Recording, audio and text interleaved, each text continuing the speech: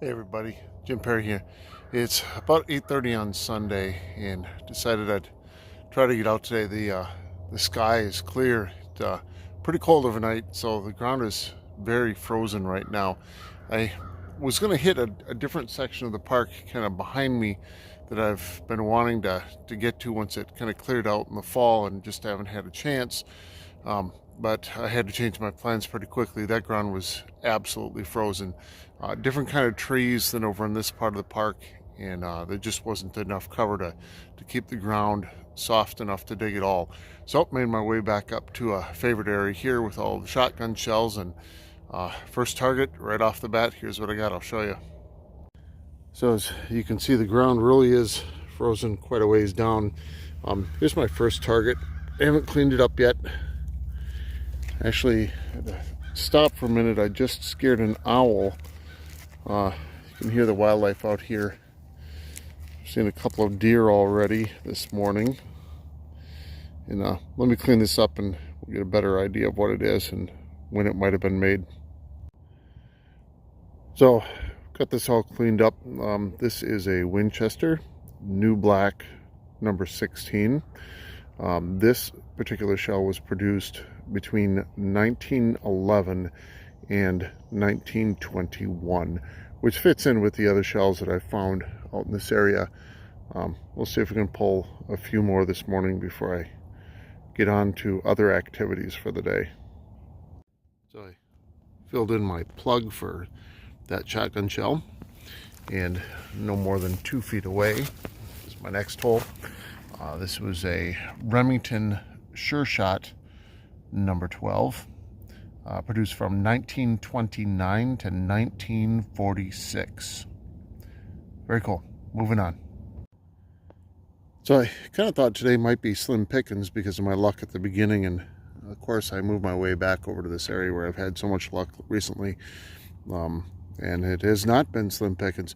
As you can see, again, the ground is very frozen. I went to dig this plug and it just kind of exploded out of the ground when it came out of place. And up came this.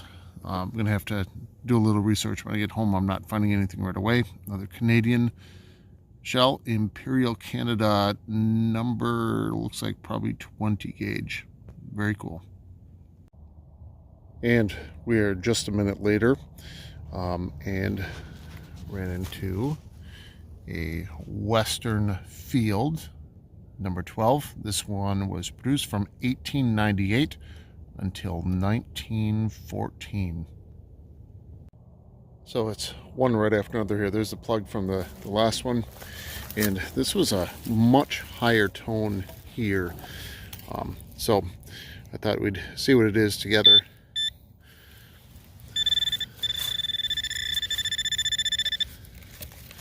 Take a look here.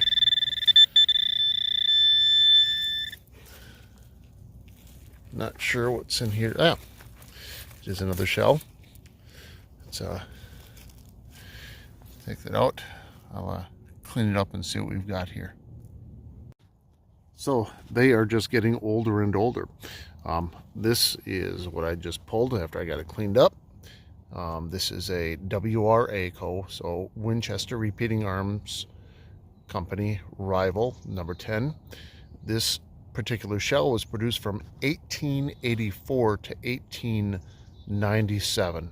Absolutely love pulling these shells that I know have been out here for anywhere from 125 up to maybe almost 140 years. It is a gorgeous morning out here. Sun is shining. Hearing the birds. Again, I scared up an owl just a bit ago. Absolutely gorgeous out here.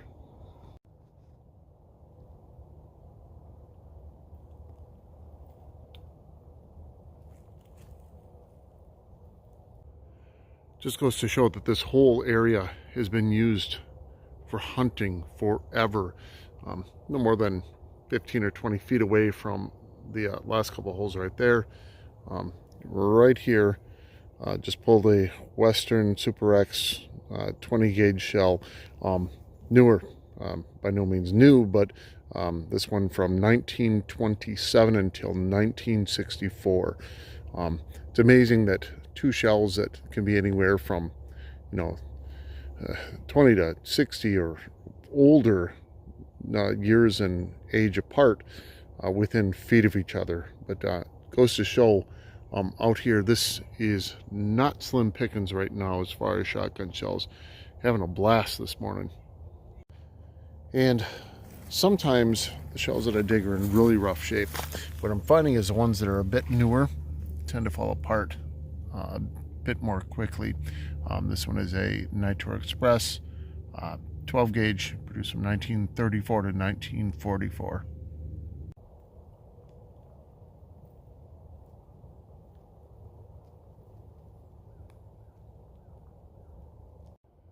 So again, grateful for another beautiful day out here in the woods.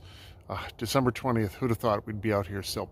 So also glad that I made a change in plans from kind of an area that I really would have not been able to dog, and really was almost headed back to my vehicle at that point, and decided, you know what, I'll come back here, see what we can find for some shotgun shells, and enjoy the morning outside in nature, and then get on with the rest of my day. Let me show you what I found. So I'm not going to go into too much detail about any of these, because I kind of did as I found them.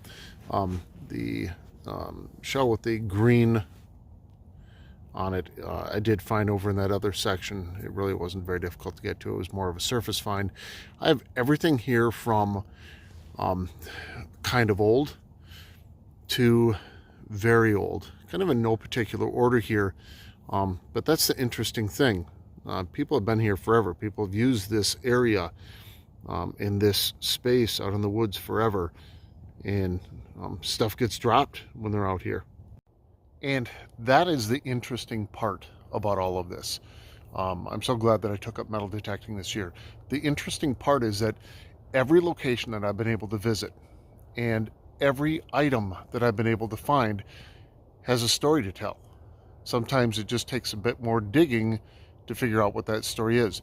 These shells have been here forever. Someone came out here on their own or in a small group. Over years, people did this. Came out here to hunt, maybe for sport, maybe to feed their families. They took a shot at something, and I don't know if they hit it or not and what their outcome was, but what I do know is that shells here got dropped, they got left behind for me to find all these years later. Again, every place I've visited and every item I've been able to find, these shells included, has a story to tell. And part of the best part of that is that sometimes it does take a little bit more digging in order to figure out what that is. Thanks for joining me today. Hope to see you soon.